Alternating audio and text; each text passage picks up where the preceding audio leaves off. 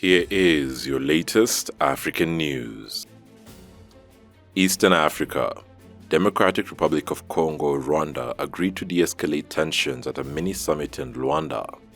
The Democratic Republic of Congo and Rwanda have agreed to a de-escalation process following weeks of rising tension over rebel fighting in Eastern Democratic Republic of Congo, the Congolese president said on July 6th after mediated talks, but the talks mediator, Angolan President João Lourenço, went further announcing a ceasefire although giving no details. Violence has flared between the Congolese army and the M23 rebels and is ongoing. The DRC has repeatedly accused Rwanda of backing the M23, a charge the country has always denied. Tshisekedi's office said a roadmap had been established towards normalizing diplomatic ties, including through ending hostilities involving the M23 militia in Eastern Democratic Republic of Congo. A mostly Congolese Tutsi rebel group, the M23 or March 23rd movement, first leapt prominence when it briefly captured the eastern Congolese city of Goma in 2012 before it was driven out in a joint UN-Congolese offensive. After lying mostly dormant for years, the M23 resumed fighting last November after accusing the Congolese government of failing to honor an agreement to incorporate its fighters into the army. Fierce fighting has seen the rebels make significant advances in eastern Congo. Last month, M23 fighters captured the strategic town of Bunagana on the Congolese-Ugandan border. At the end of the talks, the Congolese presidency said the three presidents had decided upon a de-escalation process between the DRC and Rwanda. Lourenço, who is also the chairman of the International Conference for Great Lakes Region, mediated the talks at the request of the African Union after the violence grew into a diplomatic face-off between the two neighbors. Burkina Faso. Sankara's family wants ex-President Compaoré arrested. The family lawyers of Burkina Faso's independence hero Thomas Sankara have called on the judiciary to arrest former President Blaise Compaoré, who is expected to return home from exile. Mr. Compaoré, in exile since his oust in 2014, was in April handed down a life sentence over the 1987 assassination of Sankara. The demand by Sankara's lawyers came after the Burkina Faso government announced that Mr. Compaoré will be among the former heads of state holding talks with the military government on July 8th as part of efforts to accelerate the question of reconciliation. It is unclear whether Mr. Compaoré will be subjected to a judicial process. However, the government say that the upcoming meetings between the military government and ex-leaders does not hinder the legal proceedings initiated against some of them. Thomas Sankara was killed in a 1987 coup that brought Blaise Compaoré to power. The news comes 3 months after a court sentenced Compaoré to a life sentence for his role in the assassination of his charismatic predecessor, Thomas Sankara. The pair had been close friends and jointly seized power in 1983. Sankara remains a hero for many across Africa because of his anti-imperialistic stance and austere lifestyle. Diaspora. Outrage after video of police fatally shooting Jayland Walker released.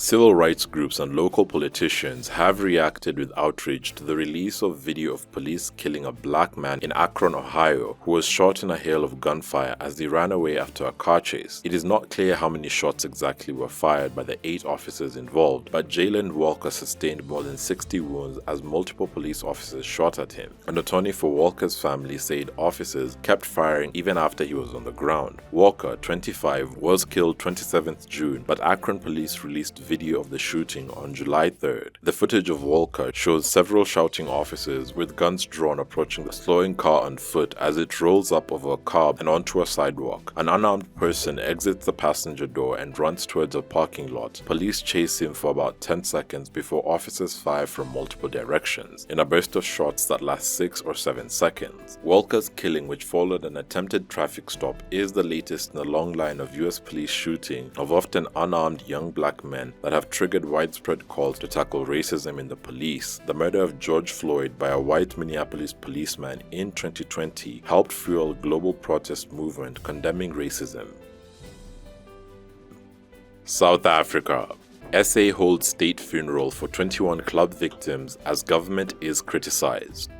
South African President Cyril Ramaphosa has called for swift prosecution of anyone culpable in the deaths of 21 young people, mostly underage, at a nightclub in Scenery Park, a working-class community in the South African coastal city of East London. The youngsters had died on June 25th while inside the Enyobeni Tavern nightclub in the city. Ramaphosa delivered the eulogy at a symbolic state funeral of the victims, whose ages range from 13 to 20. On July 5th, the youngest victim at the Enyobeni Tavern, the Nkosi Siluane, was just 13 years old. Thousands of mourners were in attendance, including government officials, schoolmates of the victims, and people from neighboring communities. 19 empty coffins filled a large marquee as a majority of the families opted to hold private funerals later in the week. Only 2 young victims were laid to rest. Ramaphosa called it shameful that some community members blamed the parents of the young victims and the victims themselves for going to the club, where they then died. The results of the investigation into the causes of the victims' deaths are still pending, and the South African Police Service have not made any arrests. According to the survivors, they experienced choking, breathing difficulties, trembling in their knees, and they watched their friends die. Opposition parties and civil societies are calling the funeral culturally insensitive and an attempt by the ANC government to mask their failures to enforce the law.